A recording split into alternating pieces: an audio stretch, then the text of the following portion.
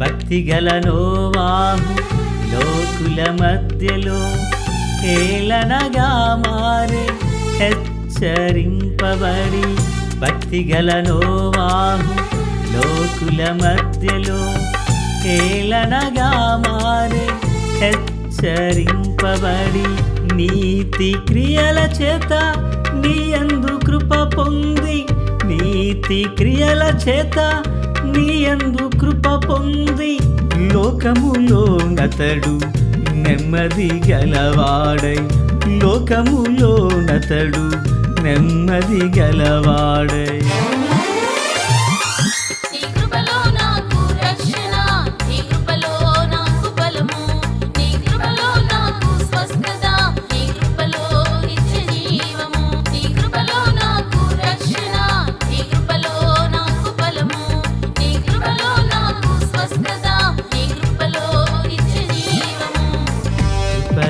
క్షేమం నీచితివి, కృపకు పాత్రులుగా చేసితివి. ప్రభు అయినటువంటి యేసుక్రీస్తు వారి పరిశుద్ధమైన నామంలో తండ్రి అయిన దేవాది దేవునికి నిత్యము స్తుతియు స్తోత్రములు, మహిమయు ఘనతయు ప్రభావములు యుగయుగములు ప్రభునకే చెల్లునుగాక. ఆత్మీయులారా, బాగున్నారు కదూ? మరో పర్యాయం మనం ఇలాగ కలిసి దేవుని దైవవాక్యాన్ని ధ్యానించే కృపాభాగ్యాన్ని దేవాది దేవుడు మనందరికీ అనుగ్రహించున్నారు. దయగలిగిన ఆయన ఆత్మచేత సమభూమి గల దేశమున ప్రభువు మనలను నడిపించునుగాక. ఆమేన్. రేపటి దినాన మనకు ఆదివారపు ఆరాధనలు. ప్రియులారా, చదవలసిన వాక్య పఠనాలు, వినబోచుండిన వర్తమానములు పరమ తండ్రి మన కొరకు ముందుగానే సిద్ధపరిచి ఉన్నారు. మనలను మనం ప్రభు యొక్క సముఖమునకు సిద్ధపరచుకుందుము గాక. ఆమేన్. నేటి దిన వాక్య ధ్యానమై ఆదికాండము 44వ అధ్యాయం ప్రియులారా 13 నుండి 19 వరకు ఉన్న వాక్యమును మనము ధ్యానం చేయబోతున్నాం. 13వ వాక్యాన్ని నేను చదువుచున్నాను, శ్రద్ధగా విందాం.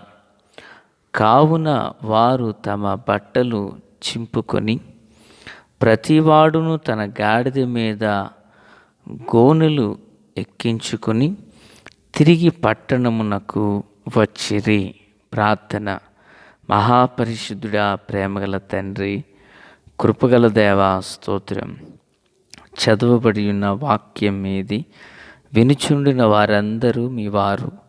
మీ దాసుడనైన నన్ను పూర్ణముగా మరుగు చేసి దైవస్వరాన్ని వినిపింపచేయమని యేసయ్య మహోన్నతమైన నామంలోనికి ప్రార్థించిన మనవులన్నీ పొందియున్నామని నమ్ముచున్నాము మా పరమ తండ్రి. ఆమేన్. ప్రియులారా, ఈ వాక్య భాగంలో యోసేపు యొక్క వివేకమును మనము చూడవచ్చు. యోసేపు యొక్క వివేకం ఏంటి అని మీకు ఆలోచన వస్తుందా? ప్రియులారా, తనను దర్శించి తన సహోదరులందరూ కూడా తిరిగి మరలా కనాను దేశానికి వెళ్ళిపోతున్నారు. వెళ్ళిపోచున్న ఆ సమయంలో తన యొక్క సహోదరుడైనటువంటి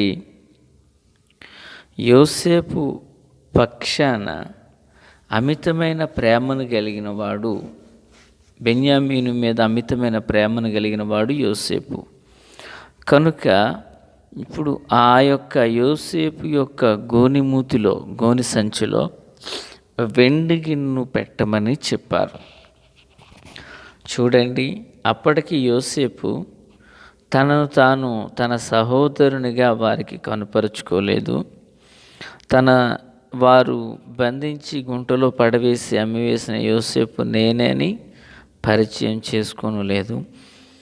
కానీ తన సహోదరుడు తనతోనే ఉండాలని ఆశిస్తూ తాను ఈ పనికి ఒప్పుకున్నాడు. బైబిల్ గ్రంథంలో యేసు ప్రభులు వారు చెప్పిన మాట ఏంటంటే, మీరు పాముల వలె వివేకమును, పావురము వలె నిష్కపటులునై ఉండండి అని ప్రభు చెప్పారు. ప్రియులారా, జ్ఞాని అయిన సొలొమోను మాట్లాడుతూ, వివేకము లేని సుందర స్త్రీ పంది ముక్కున ఉన్న బంగారు కమ్మె వంటిది అంటాడు. అంటే ఇప్పుడు చూడండి, యోసేపు తన జీవితంలో వివేకాన్ని ఎంతగా ప్రదర్శిస్తున్నాడో మనం అర్థం చేసుకోవాలి. తన సహోదరుడు తనకు దక్కాలని, తనతో కూడా ఉండిపోవాలని ఆలోచన కలిగిన వాడై ఆ యొక్క వెండి గిన్నెను ఆ కనిష్ఠుని గోనిలో దాచండి, తద్వారా అతన్ని మనము వశపరుచుకోవచ్చు అన్నట్లుగా తాను ఉండిపోయాడు. దేవునికి మహిమ కలుగును గాక.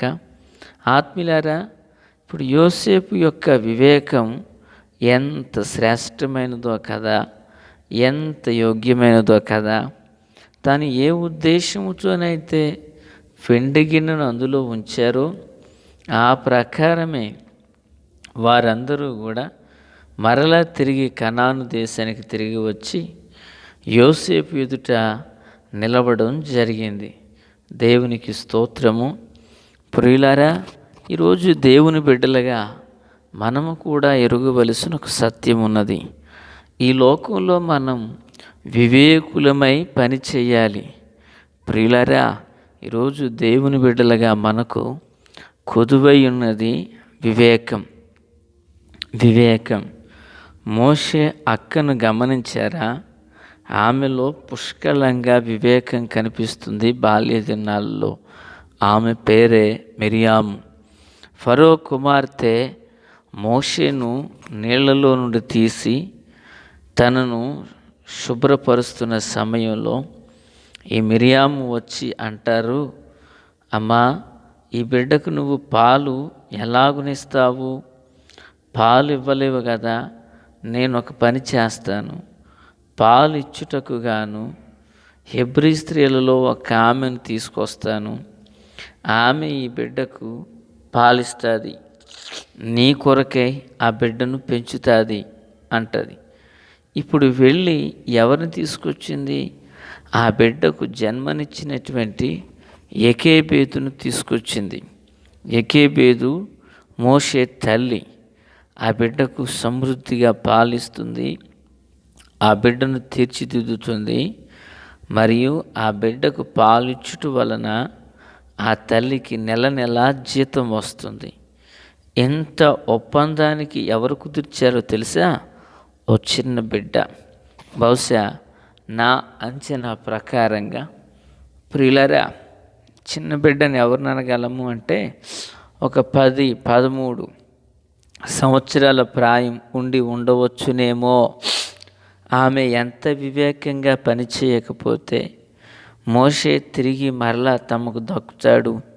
ప్రియులారా, ఈరోజు దేవుని బిడ్డలుగా మనము, దేవుని పిల్లలుగా మనకెంతో వివేకము అవసరమునై ఉన్నది. ఈ లోకంలో కూడా ఎంతోమంది ప్రజలు ప్రభువు యొక్క సముఖమున నిలవవలసిన వారునై ఉన్నారు. ప్రభు సన్నిధిని యోగ్యులుగా నిలవబడవలసిన వారునై ఉన్నారు. కనుక అట్టివారు ప్రభు ఎదుట నిలవబడాలి అంటే ఇదిగో దేవుని పిల్లలుగా మనము వివేకం కలిగి ఉండాలి. వారిలో దేవుని ఆత్మ ఉన్నది. వారి కొరకు యేసు రక్తాన్ని చిందించారు. వారి కొరకు పరలోక రాజ్యాన్ని సిద్ధం చేస్తున్నారు. మీరు పాపులు, మీరు విగ్రహారాధికులు, ప్రభువునకు మీరు దూరస్తులు అంటూ మనము నేరాన్ని వేస్తూ మనము వారికి తీర్పు తీర్చే వారిగా మనం ఉండరాదు. ప్రియులారా, ఒకటి మాత్రం సత్యం, మనం ద్వేషించినట్లుగా మన ప్రభువు వారిని ద్వేషించుటలేదు. ప్రభువు అందరినీ ప్రేమిస్తున్నవాడు. నేటికి ఆయన అందరినీ ప్రేమిస్తున్నాడు. ప్రభు మనస్సును మనం ఎరిగి ఉండాలి. చూడండి, యోసేపు వివేకంతో తన సహోదరుని ఎలాగున చెక్కించుకోగలిగాడో, ఈరోజు మన చుట్టూ ఉన్న ఆత్మలను, మన చుట్టూ ఉన్న ప్రజను మనం ప్రభు కొరకు సంపాదించాలి. మనం సంపాదించలేకపోతున్నామంటే యోసేపు తన యొక్క సహోదరులు 11 మందిలో బెన్యామీనును తిరిగి సంపాదించుకోవడానికి వివేకాన్ని ప్రదర్శించాడు. ఈరోజు మన చుట్టూ ఉన్న ఆత్మలను, ప్రజలను మనం ప్రభు కొరకు సంపాదించలేకపోతున్నామంటే మనము వివేక విషయములో శూన్యులమై ఉన్నాము కదా. ప్రియులారా, ఒక ఇంట్లో ఒక వ్యక్తి రక్షించబడ్డారు, మిగిలిన వారు ఎవరూ రక్షణలోకి రావడం లేదు. ఒక ఇంటిలో ఒక తల్లి రక్షించబడింది, మిగిలిన వారు ఎవరూ రక్షణలోకి రావడం లేదు. ఎందుకని రాలేకపోతున్నారు? దేవుని ప్రేమ ఆ తల్లిలో లేదా ఆ వ్యక్తిలో మిగిలిన వారికి ప్రత్యక్షపరచబడడం లేదు. వీరు పాము వలె వివేకమును, పావురం వలె నిష్కపట్యమును కలిగి లేని వారిగా ఉన్నారు. కనుకనే తోటి వారిని సంపాదించుకోలేకపోతున్నాం. ఆత్మీయులారా, నాకు తెలిసి ఓ తల్లి ఉన్నారు. ఓ సందర్భంలో మాట్లాడుతూ ఆమె అంటారు, ఎవరైనా మారతారండి, అక్కడ పదాన్ని నేను మిస్ చేశాను, వారు మాత్రం మారరు అంటారు. నేను ఈ ప్రాంతానికి వచ్చి దగ్గరగా 10 సంవత్సరములు పైబడైంది. ప్రియులారా, నేటికి వారికి సంబంధించిన వారు రక్షణలోకి రాలేదు. గల కారణం నేనంటాను, వారిలో లేని వివేకమే. అవివేకంతో మాట్లాడడం, అవివేకంతో కూడా పనులు చేయడం మిగిలిన వారిని దేవునికి దూరస్తులుగా చేస్తుంది. కనుక ఆత్మీయులారా, జీవము కలిగిన దేవుని పిల్లలుగా మనం అలాగునుండక దేవుని కృప మన మీద ఉండాలి. మనకు కలిగిన వారిని ప్రభు నామం పేరట వారిని రక్షించుకోవాలంటే యోసేపు వలె వివేకముతో ప్రవర్తించుదుముగాక. తండ్రి దేవా స్తోత్రం. వాక్యం అందరి హృదయాల్లో ఫలభరితం చేసి మేలుతో నింపి నడిపించి రహస్య రాకడ కొరకే సిద్ధం చేయండి. యేసయ్య నామమున అడిగి వేడుకొనుచున్నాం మా పరమ తండ్రి. ఆమేన్. Praise the lord.